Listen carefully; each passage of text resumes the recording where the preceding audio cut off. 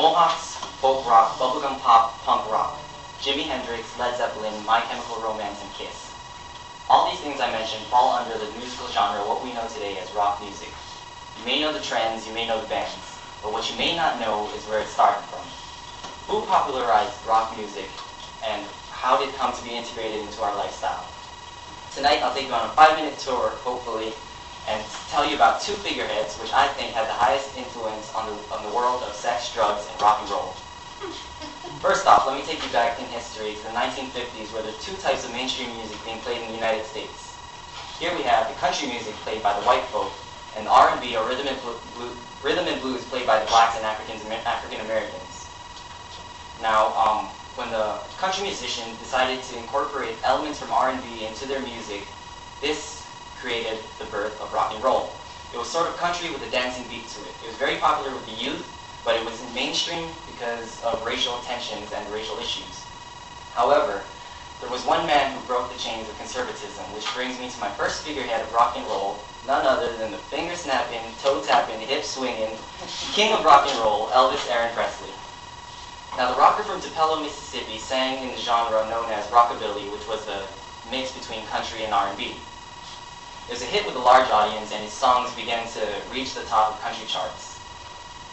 He drove all the teens crazy as they began to buy his records and they started to emulate his style. Guys wore their hairs in the ducktail haircut, and black slacks, black-fitted slacks, and open-neck shirts were the fashion trends of the day.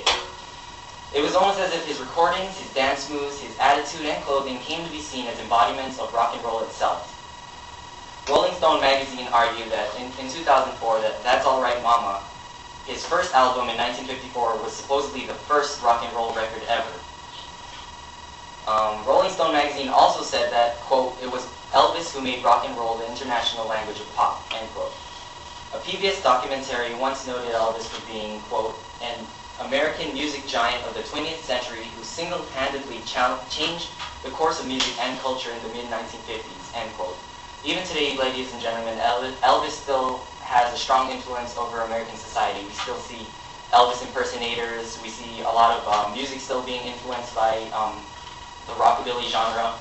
And I work at the post office, and I was looking at the telemonitor, which gives us the daily news about the post office, and apparently the Elvis Presley stamp is the most popular stamp to this day, and he's known as the king of stamps. It should be noted that Elvis was one of the most important entertainers to this day, and John Lennon is noted for saying that, quote, before Elvis, there was nothing, end quote. In essence, when you think of Elvis, you should think that his contribution to rock music was he allowed it to become a mainstream acceptance. Before him, everything was underground and it wasn't really popular. It was almost like illegal, not illegal, but taboo to listen to it because you're not allowed to dance, especially with music, because it was the devil's works. Okay, so Elvis became very popular in the United States, and his influence reached overseas and to British audiences as well. Which brings me to my second figurehead in rock and roll. Bestsellers, gold and platinum top artists, this magazine calls this band, quote, the top-selling band of all time in America, based on U.S. sales of singles and albums, end quote.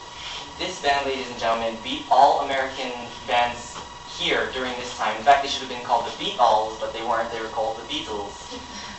Okay, yes, ladies and gentlemen, the 1960s marked the beginning of the British invasion. The Beatles stormed Western shores and drove fans crazy, men and women. They had many fans among the youth, and they became so popular that their clothes, hairstyles, and statements made them trendsetters. They changed the way American society viewed sex. With the availability of the first oral contraceptive, the Beatles changed people's views about life, marriage, and sexual relationships. They also changed American society's views on drugs, because they were noted for having very trippy songs and their lyrics always making references to drugs. Here's a short list of the drugs that they were publicly open about.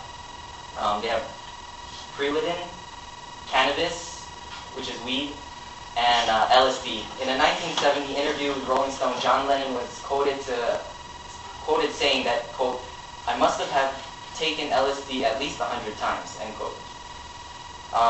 But most importantly, the Beatles have changed the way we view rock. Although when they came here in the beginning, their musical genre was rooted with rock and roll, but throughout time they produced a variety of genres which influenced many other bands. In essence, the Beatles were a cultural revolution.